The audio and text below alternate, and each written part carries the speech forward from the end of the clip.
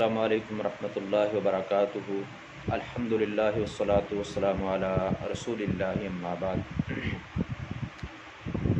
یہ ایک بھائی نے سوال لکھا ہے کہ مجھے کسی نے کہا ہے کہ میرا آپ کا روزہ ضائع ہو گیا ہے، تو میں نے اس کو کہا کہ اللہ رب العالمین تو فرماتے ہیں کہ روزہ میرے لیے ہے اور میں ہی اس کا بدلہ ہوں، تو روزہ ضائع کیسے ہوتا ہے؟ تو آپ کتاب و سنت کی روشنی میں رہنمائی کریں کہ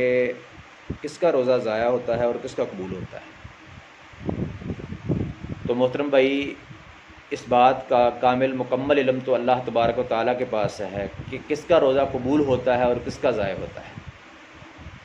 میرے خیال سے سوال یہ ہونا چاہیے تھا کہ کن اعمال کی وجہ سے روزے کے اجر و ثواب میں کمی آتی ہے یا وہ ختم ہو جاتا ہے، ضائع ہو جاتا ہے۔ تو اس کے لیے سب سے پہلے ہمیں جو اللہ تبارک و تعالیٰ نے روزہ رکھنے کا، روزے کی فرضیت کا مقصد بیان فرمایا ہے، اس پر غور کرنا چاہیے کہ کیا وہ ہمارا مقصد جو ہے روزہ رکھ کے پورا ہو رہا ہے یا کہ نہیں ہو رہا ہے۔ اللہ رب العالمین سورہ بقرہ میں فرماتے ہیں، یا ایھا الذین آمنوا کتب علیکم الصیام کما کتب علی الذین من قبلکم لعلکم تتقون۔ لعلکم تتقون، یہ اللہ رب العالمین نے روزے کا مقصد بیان فرمایا۔ یعنی جو بندہ روزہ رکھتا ہے تو اس کے روزہ رکھنے کی وجہ سے اس کے دل میں تقویٰ پیدا ہوتا ہے، اللہ کا ڈر بیٹھتا ہے، خشیت الہی اس کے اندر جو ہے وہ آتی ہے، تو وہ بندہ سمجھے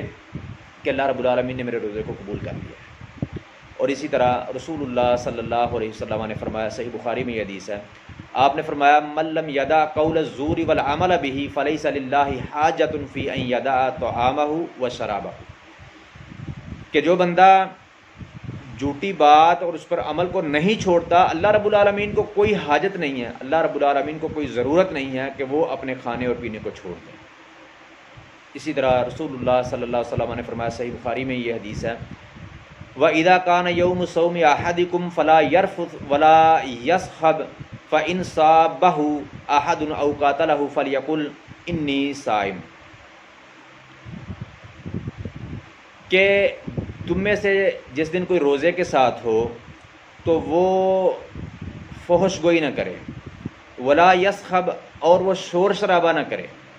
اور اگر کوئی اس کے ساتھ اس کو کوئی گالی دے، اس کے ساتھ کوئی لڑنا چاہے، تو وہ اس کو کہے کہ میں روزے سے ہوں، میں نے روزہ رکھا ہوا ہے۔ یعنی کسی کو گالی دینا، کسی کے ساتھ لڑائی جھگڑا کرنا، کسی کو سب و شتم کرنا، یہ تو بڑی دور کی بات ہے۔ اگر آپ سے کوئی کرتا ہے، آپ سے لڑنے کی کوئی کوشش کرتا ہے، آپ کو کوئی گالی دیتا ہے، سب و شتم کرتا ہے، تو اس پر بھی آپ نے اس کا جواب نہیں دینا گالی کے ساتھ، لڑائی جھگڑے کے ساتھ، بلکہ اس کو بتانا ہے کہ میرے بھائی میں نے روزہ رکھا ہوا ہے، میں روزے کے ساتھ۔ تو یعنی اس سے پتہ چلتا ہے کہ روزہ صرف کھانا پینا چھوڑنے کا نام نہیں ہے، بلکہ اپنے اعضائے بدن کو گناہوں سے، نافرمانیوں سے بچانے کا نام روزہ ہے۔ اور یہی مقصد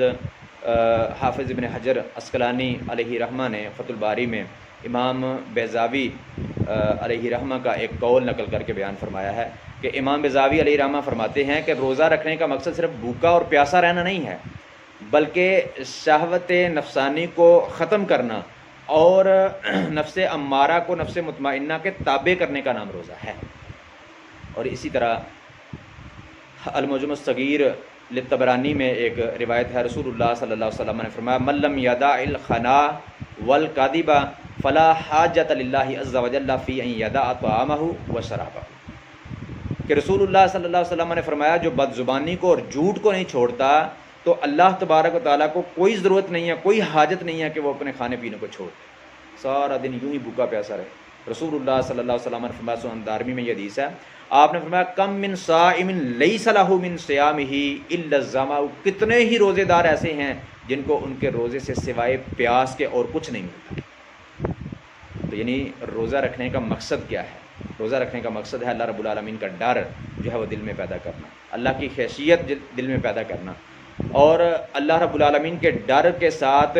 مزید اعمال، مزید نیکیاں کرنا، اور جھوٹ سے بچنا اور کم تولنے سے بچنا، اپنے اعضائے بدن کو گناہوں سے، نافرمانیوں سے بچانا، اس چیز کا نام روزہ ہے۔ تو جو بندہ یہ کرتا ہے اس کا روزہ وہ سمجھے کہ مجھے روزے کا اجر و ثواب وہی ملے گا جو رسول اللہ صلی اللہ علیہ وسلم نے فرمایا کہ اللہ رب العالمین فرماتے ہیں، روزہ میرے لیے اور میں ہی اس کا اجر، میں ہی اس کا بدلہ ہوں۔ اور جو بندہ اس طرح نہیں کرتا، جو روزہ رکھتا ہے، کم تولتا ہے، جھوٹ بولتا ہے، لوگوں کو جو ہے سب و شتم کرتا ہے، لڑائی جھگڑے کرتا ہے، گالیاں دیتا ہے، وہ اس کے لیے لمحہ فکر یہ ہے کہ وہ سوچے کہ روزہ رکھنے کا مقصد کیا تھا، اس کا ثواب کیا ہے، اور میں جو ہے وہ کیا اس سے حاصل کر رہا ہوں۔ ھذا ما عندی واللہ تعالی عالم بالصواب۔ السلام علیکم ورحمۃ اللہ وبرکاتہ۔